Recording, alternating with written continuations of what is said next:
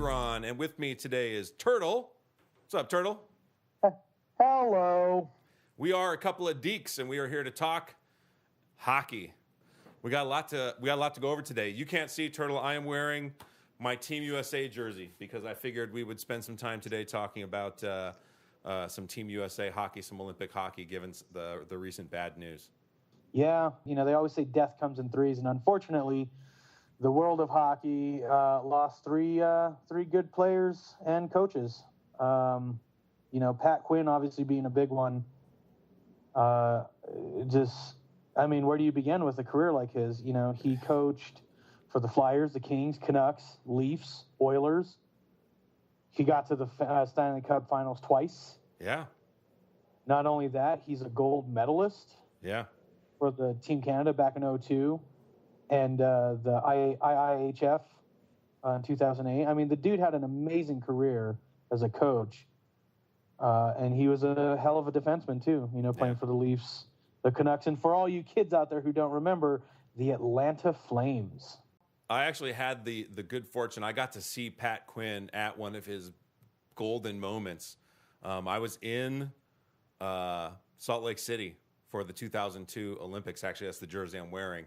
And I was actually sitting through a variety of crazy circumstances. I ended up with a pair of tickets, no joke, on the glass, on the blue line for the gold medal game, which ended up being USA-Canada, and got to see Pat Quinn grab his gold medal there at those games. That was probably now my third most favorite hockey moment, because I have to go with the 2 cups for the Kings first, but not to shy away. We got to give, some love over to the enemy.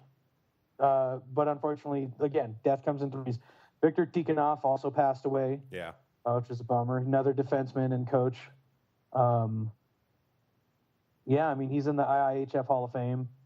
Hell of a career. And to round out the third one, which I didn't even know this happened, is Murray Oliver passed away. Oh, wow. Yeah, I did not know that. Was that recent? Yeah.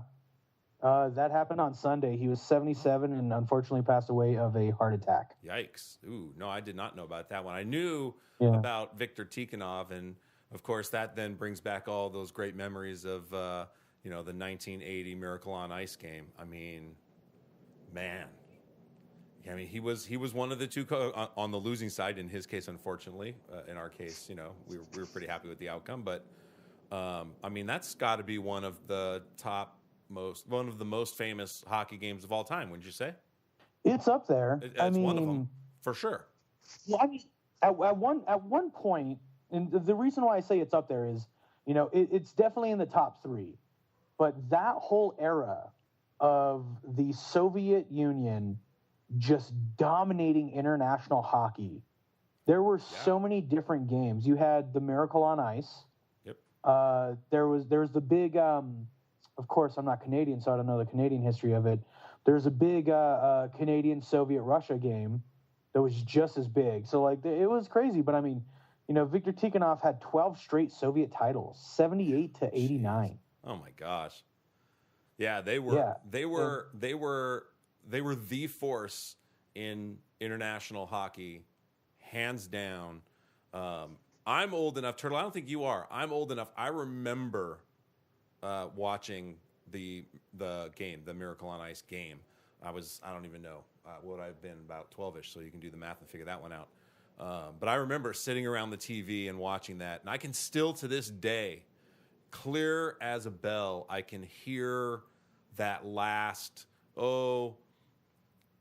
minute or so of the call before the goal score, and then, of course, the little bit after that. I can clear as day. I can hear the announcer still saying, that the U.S. team's depending a little bit too much on Jim Craig. He's making too many great saves. And as he gets that out, the other guy comes in. I don't remember who it was. Eruzione scores. I can still remember that. I can still remember hearing some specific lady who must have been near the mic and her little joyous cry.